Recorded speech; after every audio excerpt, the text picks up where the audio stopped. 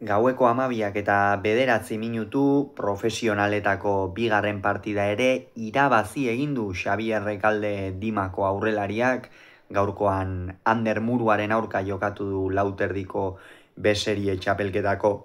final laurdenetako ligaiskako B multzoko bigarren partida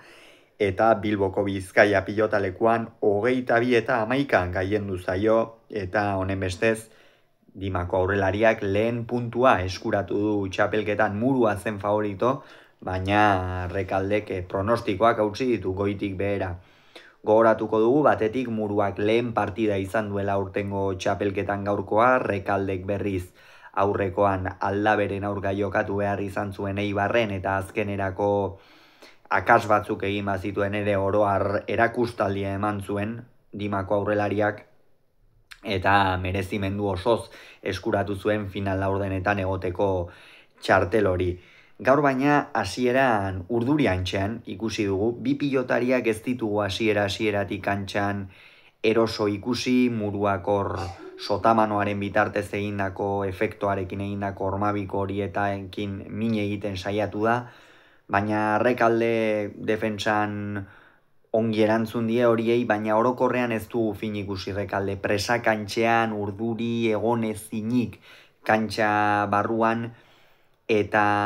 ondorioz tarte handi xamarra hartu du Muruak, baina ez joateko modukoa 5 eta 2 aurreratu da, baina gerora Xabier Rekaldek eramandu nabarmen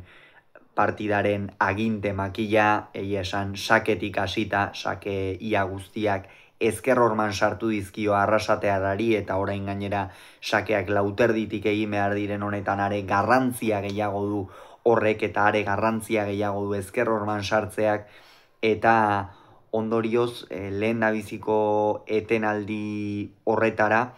10 eta 5 joan da aurretik Murua, baina gero 6 tanto segidan egin ditu Rekaldek, eta ondorioz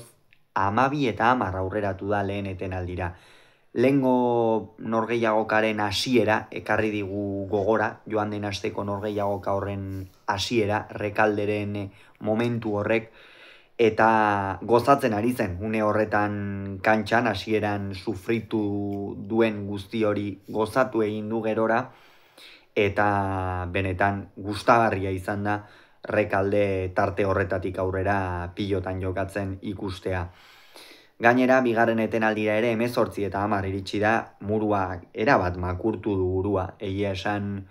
ez nuen inondik inora espero Muruak hain erraz amore ematea, baina Rekalde gehiago izan da, pilota abiadura ikeragarriarekin mugitu du, ezker eskuin min handia egin dio, eta abaguneri gabe geratu da Murua, defentsan ere esaten dugu ez behin eta berriz naiz eta pixkanaka goraka egiten ari den pilotaria den Murua, oraindik defentsan kostatzen ari zaio, eta gaurkoa izan da horren adibide garbitako bat, inolako zalantzari gabe. Eta azkenerako 22 eta 11, egia esan partidaren hasiera horretan inor gutxik esperoko zuen norgehiagokak gidoi hori hartzea, baina tarteka pilotan bueltak ere izaten dira,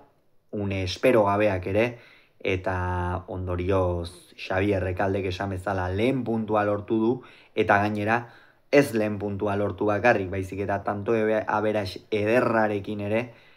ekingo dio Asier Agirreren aurkako partida horri datorren astean, eta benetan meritu handia du Rekaldek egin duenak. Askotan, eta niri iruditu zait behintzat, joan den astean egindako hasiera horrekin hori gainditzea oso zaila zen, oso zaila ere. Gainditu duen edo ez dakit, baina berdindu behintzat, berdindu duela esango nuke. Une horretan benetan erakustaldia eman du, gozarazi egin ditu pilotazaleak, berak ere kantxan gozatu duela ikusi da, eta hori oso garrantzitsua da pilotan, eta hasiera zaila edukita egon ezin horretan, horreren oskieki ziarrusta botilleroak badu, bere papera botilleroaren lana buruzburuko partidetan pilotariari aholkuak emateaz gain pilotaria norgehiagokan zentratuta mantentzea oso garrantzitsua izaten baita,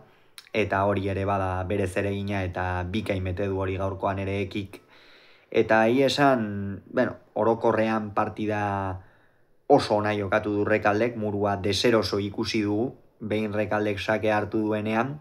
eta asko betu beharko du Salaberriari irabazi nahi badio datorren astean. Gogora ezagun beraz, Rekaldeko 22, Muruak 11, Bilbon.